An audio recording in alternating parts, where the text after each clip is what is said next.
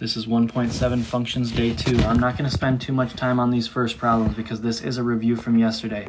So actually 1 through 6 can all be seen in greater detail on the earlier 1.7 day 1. So find day 1 if you want to do that one. But x and y intercepts, my x-intercept on this one, we'll just quickly go through it. X-intercept is -1. Y-intercept is 1, 2, 3, 4, 5. X-intercept on number 2 is at -2. My y-intercept is at +1.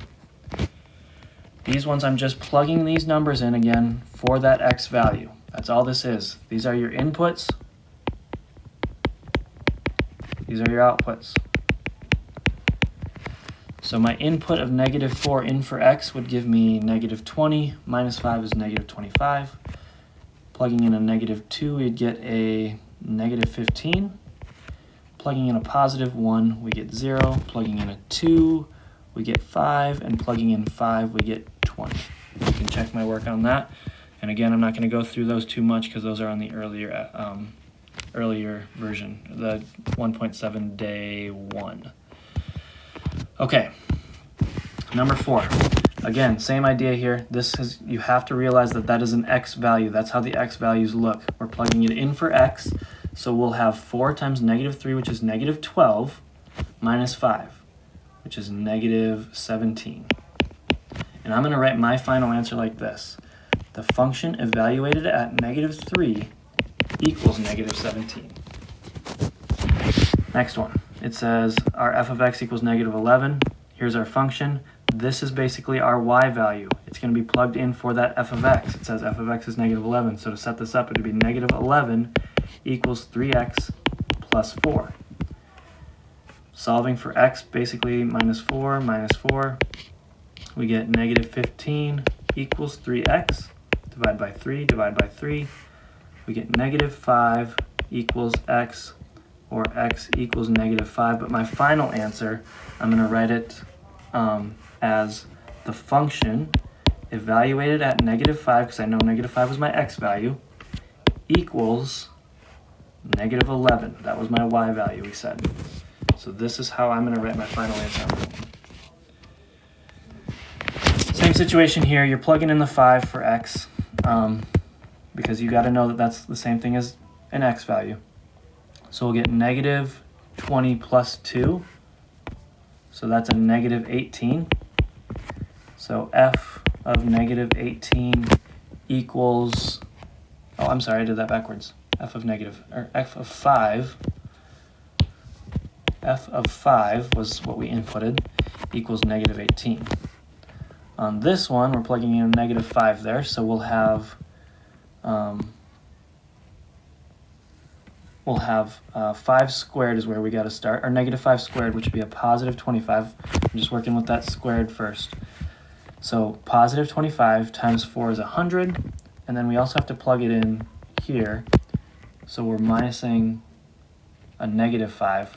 Maybe I should write this one out. 4 times -5 squared minus -5. That's the same thing as +5 there. So I can rewrite it as 4 -5 squared is times 25, basically, plus 5. 4 times 25 is 100, plus 5 is 105, and I'm going to write my final answer as f of -5 equals 105. Check the earlier video for more information on that. Karen is driving on the highway. She uses 1 gallon of gas every 20 miles she drives. Basically on this one, you're just plugging 20 in. She uses 1 gallon of gas for every 20 miles she drives. Oh, wait, we're not plugging in a 20. Sorry, the question is down at the bottom. It says, how far does Karen drive if she uses 5 gallons of gas? 5 is what we're plugging in for G, so it's 20 times 5. So 20 times 5 is 100, and so D equals 100 miles.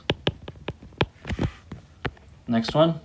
Carmen is a software salesperson. Her base salary is $2,500, and she makes $50 for every copy that she sells. You can continue reading this, but that's our equation, basically. So on this one, it says, what is Carmen's total pay if she sells 21 copies? So 21 is getting plugged in for C on that one. So we'll have 50 times 21 plus 2,500. And then you can solve that. I don't have a calculator on hand, but whatever that's equal to would be her total price, or her total pay. And then you would label that with dollars. I don't have a calculator, but you can do that.